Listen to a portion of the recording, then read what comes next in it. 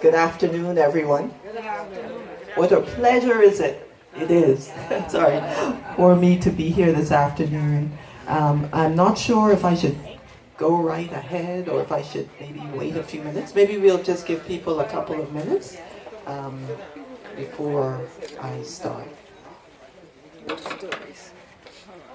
Ms. Albury, I see where you are. Thank you so much for inviting me to such a wonderful gathering. This is the first time that I'm attending the Wise Women Festival. I hadn't known about it before. I feel so comfortable here. Maybe it's because I grew up under older people, and I just feel so at home. Thank you. Oh, sorry. Well, to me, older people are where it's at. So that was not meant to be at all offensive. Please don't take any offense. I only wish that Justice Albury had asked me to speak first. Then I would not have to follow ladies who have their own style and seem so at home in front of an audience. But I'm going to be bold, be a woman, and move forward. So, how the words of our forebears shape our current reality, our everyday life, that's what Justice Albury asked me to speak to. And in doing that, I want to start my story with women. My story begins with my grandmother and my grandaunt, who lived where I'm sure most of you can recognize. They lived on the top of the hill, Blue Hill Road. If you were standing on that road between C.R. Walker and Government House, and you looked across Blue Hill Road, you were looking at the property where my mother used to take my sisters and I every Saturday afternoon, if I have that right. I'm looking at my sister for confirmation. And we used to go there and we used to eat Mama's bread. My grandmother made a bread I have not met the equal of since, especially when you put peanut butter on it. So my grandmother met all my expectations except one. She didn't talk very much. By the time I came along anyway, she was very quiet. She was warm and cuddly, but not loquacious. And I wanted to know. I was a child who wanted to understand the people I was seeing and the people around them and the world around us all. But what my grandmother didn't do for me, my Aunt Evelyn Roberts Claridge did.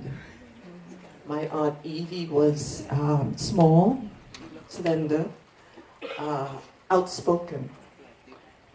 I don't remember, so many things she said that I'm afraid they've slipped my mind. But I remember she was very strict, very much a disciplinarian, very authoritative. She had that erect posture that I still react to when I meet it. There are a couple of things I remember she said. One was, you don't love things, you don't love activities. You like things and activities, you love people. And she also said, when you have a light and you're reading or writing, you put the light on your left side so that the light can fall without interruption onto the page.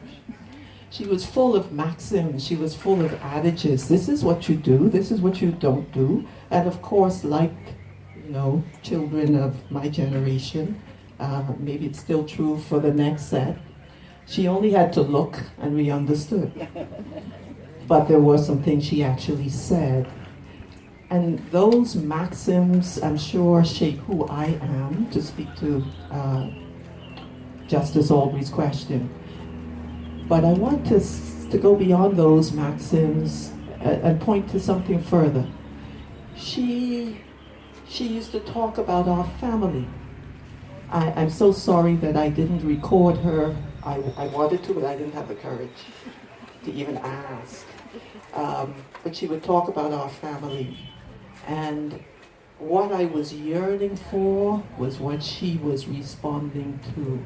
She was talking about who these people were, what this community was, what people used to do, why they used to do it. And so she was giving me factual information in tidbits and leaving me to connect the dots. In other words, she was giving me oral history. That's what oral history is to me. It's those short statements or strings of statements that are factual. Typically they're about somebody's life or something they saw, experienced, but it could be beyond that. It's reliable information. It's spoken with authority because it's part of the lived experience of the person who is speaking. My grandmother and my grandaunt set me, along with my father, who used to speak for hours. But since this is a women's gathering, I decided I really should not focus too much on him. Let's say my father's family, they set me on my life's journey. I consider myself unapologetically and unashamedly a passionate oral historian. That journey has taken me here and there. Where I've landed is at the University of the Bahamas. And on a good day, I get to do oral history. It's gone beyond family. Now I leave family history to my sister, bless her heart, who's here. She can tell you all about how to do your family history. There's a plug for my sister, Crystal. I am now focusing on our people, us as a people, right now. I'm asking questions about what was the experience of Bahamians who took part in World War II. This is a group of men and women who are largely gone. I just had a phone call last week that Mr. Lawrence Major of Long Island, he has passed on. He was one of our narrators. Shortly before that, Mr. Ralston Sweeting, who lives in the Valley, whom we had interviewed just in November, he passed on. These are gentlemen who were in their high 80s, the young ones, or in their 90s. So World War II has been a recent theme. Another recent theme has been nursing education. Why nursing education? It just so happened I was able to corral a colleague at the university who is the librarian of the Hilda Bowen Nursing Library. I was able to corral her to do some interviews, and she kind of likes it. So we're learning more and more by interviewing retired nurses about how this profession of teaching nursing gradually transformed itself from being led by British nurses and matrons to being led by Bahamian nurses and matrons.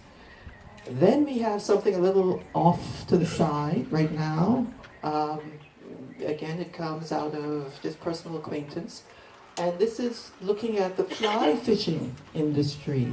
This is something that many people don't know about, even though it's a major industry in our community.